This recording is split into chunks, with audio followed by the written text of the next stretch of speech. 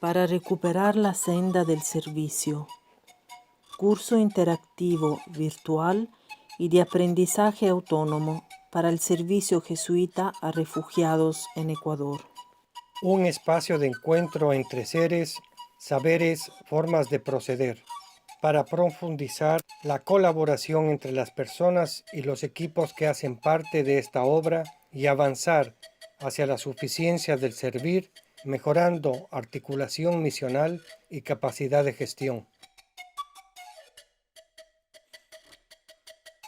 Las gentes cruzan el mundo en la actualidad sin apenas recordar que poseen un cuerpo y en él la vida. Y hay miedo en el mundo de las palabras que designan el cuerpo. Y se habla favorablemente de la ropa. De pantalones es posible hablar, de trajes y de ropa interior de mujer, de medias y ligas de señora, como si por las calles fueran las prendas y los trajes vacíos por completo y un oscuro y obsceno guardarropas ocupar el mundo. Tienen existencia los trajes, color, forma, designio y profundo lugar en nuestros mitos, demasiado lugar, demasiados muebles y demasiadas habitaciones hay en el mundo, y mi cuerpo vive entre y bajo tantas cosas, abatido con un pensamiento fijo de esclavitud y de cadenas. Fragmento de Residencia en la Tierra, Pablo Neruda. La realización plena ¿es una utopía en este mundo o el privilegio de algunos pocos? ¿Se puede orientar el trabajo del servicio jesuita a refugiados en esta dirección? ¿Y de qué manera? En esta unidad abordaremos la realización plena, de manera que ésta pueda ser comprendida en sus diferentes niveles de profundidad, brindando herramientas que permitan hacer de esta categoría un horizonte de trabajo claro para el servicio jesuita.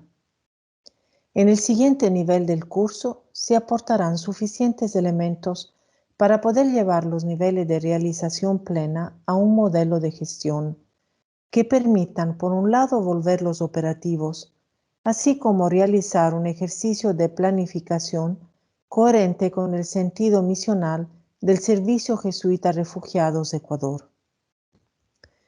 Se puede decir que hay 4 actitudes básicas para afrontar y gestionar los problemas sociales contemporáneos ante la inminencia de su recrudecimiento futuro.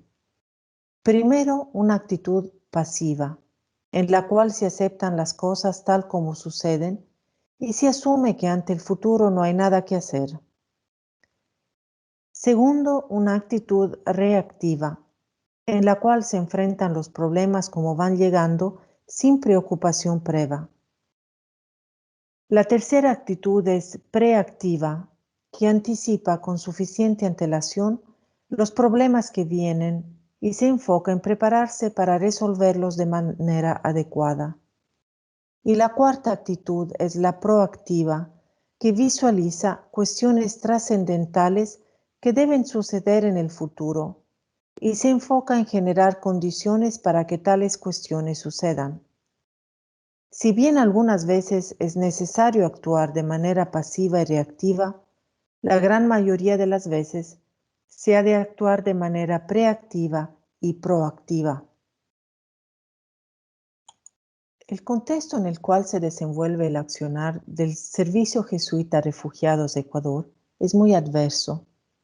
La problemática de la migración, tanto interna como externa del Ecuador, tiene tendencia a intensificarse y a complejizarse. Ante la complejidad de esta problemática social, es importante que el Servicio Jesuita a Refugiados de Ecuador reconozca que si bien su accionar reciente tiene una creciente capacidad operativa que se refleja en la capacidad de responder de manera flexible a los cambios permanentes en la problemática de movilización, sumado también a una buena gestión del conocimiento, sin embargo sigue siendo mayoritariamente un accionar reactivo, es decir, que ayuda en el corto plazo e incluso en el medio y largo plazo a los más dotados para emprender sus propios negocios o para aprovechar lo donado.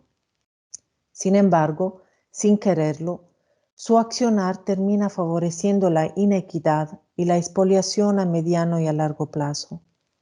En otras palabras, solo se alivian algunas pocas cosas, pero la enfermedad sigue extendiéndose.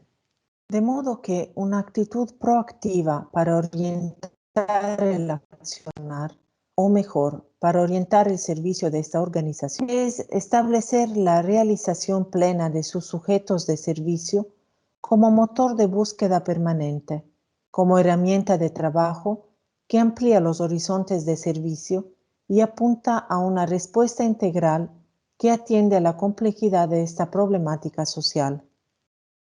Como lo dice el Papa en su encíclica Fratelli Tutti, y ahora cito textualmente, si toda persona tiene una dignidad inalienable, si todo ser humano es mi hermano o mi hermana, y si en realidad el mundo es de todos, no importa si alguien ha nacido aquí o si vive fuera de los límites del propio país.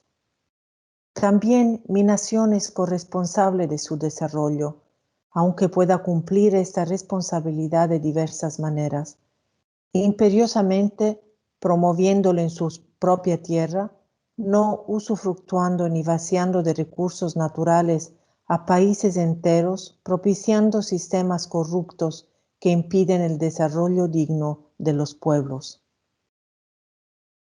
Para continuar la reflexión de esta clase magistral, vamos a resaltar algunas ideas fuerza de la encíclica Laudato Si, escrita por el Papa Francisco en el año 2015.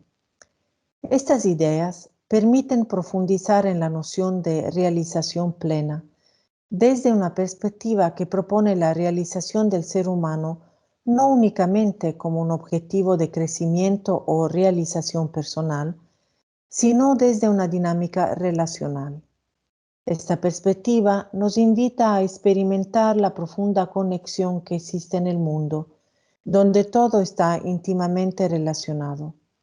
Los lazos de pareja, familiares, los hábitos de consumo, el medio ambiente, la pobreza, la contaminación, la economía, la justicia.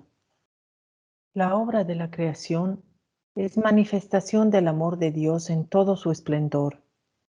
En ella se recoge todo cuanto existe, incluyendo la naturaleza, la relación y la complementariedad entre sus partes, y a nosotros como especie dotada de una inteligencia especial.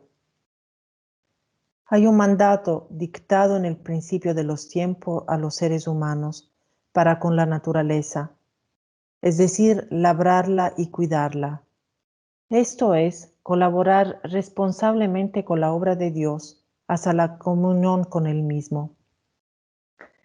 Esto implica un giro importante, pues ubica al ser humano no en el centro de la creación, con el mundo como un recurso inagotable del que dispone a su antojo para su realización individual o colectiva. El Papa argumenta que se ha malinterpretado el Génesis, donde la invitación a labrar y cuidar la tierra ha estado refundida en la pretensión del ser humano por dominarla, sin un reconocimiento claro de los límites que naturalmente tiene como parte de la obra divina. Y propone que la mejor manera de poner en su lugar al ser humano y de acabar con su pretensión de ser un dominador absoluto de la tierra es volver a proponer la figura de un Padre creador y único dueño del mundo, porque de otro modo el ser humano tenderá siempre a querer imponer a la cuestiona el lugar desde donde el ser humano ha cogido su creatividad y su capacidad inventiva. Esta inteligencia especial con la cual hemos sido dotados se ha malversado en profundidad. Esto se manifiesta en cómo se ha venido dando el manejo de la técnica en estos últimos tiempos. Es sin duda un don inmenso el que tenemos como especie. Muchas de las invenciones de la humanidad lo constatan y buena parte de las ciencias manifiestan su inmensa potencialidad. Sin embargo, lo que es en potencia, está claramente retorcido por la ausencia de una ética que nos permita ubicarnos en la obra de la creación y aceptar nuestra limitada capacidad de dominio de la realidad. El ser humano ahora no está en capacidad de asumir con responsabilidad su poder. Está despojado de una guía espiritual y de una ética que le permitan orientar y contener sus acciones y sus dones. Lo anterior surge de la pretensión de dominar y poseer todo cuanto y es vulnerable a ser intervenido. Si el ser humano se declara autónomo de la realidad, nos dice el Papa Francisco, y se constituye en el dominador absoluto, la misma base de su existencia se desmorona, porque en vez de desempeñar su papel de colaborador con Dios en la obra de la creación, el hombre suplanta a Dios y con ello provoca la rebelión de la naturaleza. Es esta pretensión lo que orienta y ha orientado el manejo y uso de la técnica durante los últimos siglos de la presencia de la humanidad en el planeta. Este principio es el responsable de que la técnica, tal cual como se vive hoy, considere los bienes que se nos brindan como ilimitados y los estruje sin freno. La aplicación de este paradigma tecnocrático es lo que provoca la degradación profunda del medio ambiente, lo que condiciona las operaciones cotidianas de las esferas de la economía y de la política, y lo que guía las relaciones que los seres humanos tenemos con cada una de las dimensiones de nuestra existencia.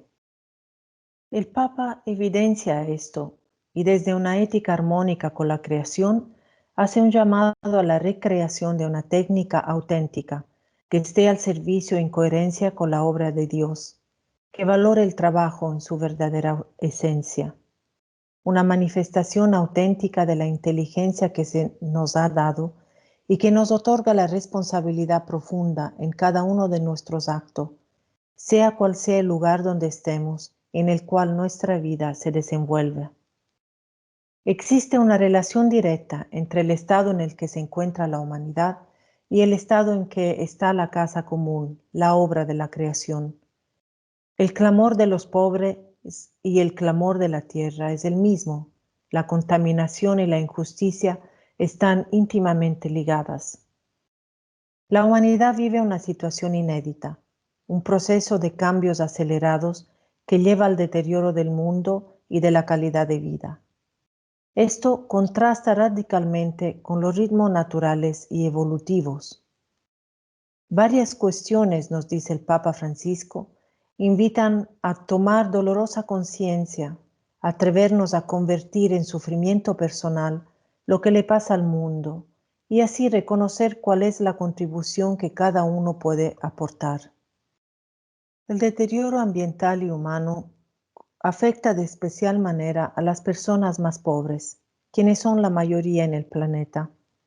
Es necesario entender que todos somos una gran familia humana y que no podemos aislarnos en el individualismo y la indiferencia. El Papa Francisco propone entonces asumir una forma de vida en ecología integral, y para esto es necesario profundizar en diferentes aspectos que permiten una mirada integral del ser humano en relación con la casa común. Estos aspectos son, en primer lugar, la ecología ambiental, social y económica. Las acciones sobre el medio ambiente no son independientes de las acciones sobre la sociedad y la economía. El deterioro ambiental indica la necesidad de replantear las formas de desarrollo social y económico. Asimismo, las soluciones deben ser integrales para conducir a posibilidades reales de cambio. En segundo lugar, la ecología cultural. Es necesario prestar atención a las culturas locales para lograr integrar sus lenguajes y saberes a los lenguajes y saberes técnicos y científicos, y así lograr comprender de manera completa las características de un territorio. La homogeneización que las economías dominantes plantean es una renuncia a un gran tesoro de la humanidad, la riqueza cultural. No es posible resolver de manera pertinente los problemas ambientales sin considerar el saber de quienes habitan los territorios. La desaparición de una cultura es tan grave como la de un organismo. Los principales interlocutores y los mejores cuidadores son entonces los pueblos originarios. Ecología de la vida cotidiana. La existencia de las personas está influida por los lugares que nos rodean. Los entornos expresan nuestra identidad. Las relaciones humanas y la vivencia interior pueden contenerse en una red en común y pertenencia para lograr formas de vidas dignas. De este mismo modo, un entorno adverso puede profundizar la vulnerabilidad y dar paso a prácticas inhumanas. El desarraigo característico de las grandes ciudades, sin embargo, puede revertirse a través del amor, la fraternidad y el desapego hacia el individualismo. El bien común es un principio central, sin el cual la ecología integral no es posible. Reúne el conjunto de condiciones de la vida social que permiten las asociaciones y la realización plena de cada individuo. Cuando se manifiesta la injusticia social, se da paso a la violencia y la precarización. Es por esto que es necesario que la sociedad y las instituciones defiendan y promuevan el principio del bien común, del cual se deriva una natural opción de favorecer a quienes son más vulnerables. Justicia entre las generaciones. Ya hemos visto las consecuencias del desconocimiento de un destino común. Es necesario incluir la solidaridad intergeneracional. La tierra es un don que se nos ha dado y es obligación reconocer que le es donada también a quienes nos sucedan. Preguntarnos por el mundo que dejamos de manera valiente nos conduce a preguntarnos naturalmente por el sentido de nuestra existencia. Esto nos lleva a considerar nuestra propia dignidad. La incapacidad de enfrentarla con sinceridad y coraje es una consecuencia del deterioro cultural y ético que ha acompañado al deterioro ambiental. El modo de vida actual tiende a empeorar esta situación y dificultad. Es una urgencia moral reconocer la necesidad de justicia entre las generaciones. Aún más urgente es reconocer a quienes por su vulnerabilidad y marginalidad ya viven las consecuencias de estos deterioros de manera muy intensa. La opción por los pobres del mundo no da espera.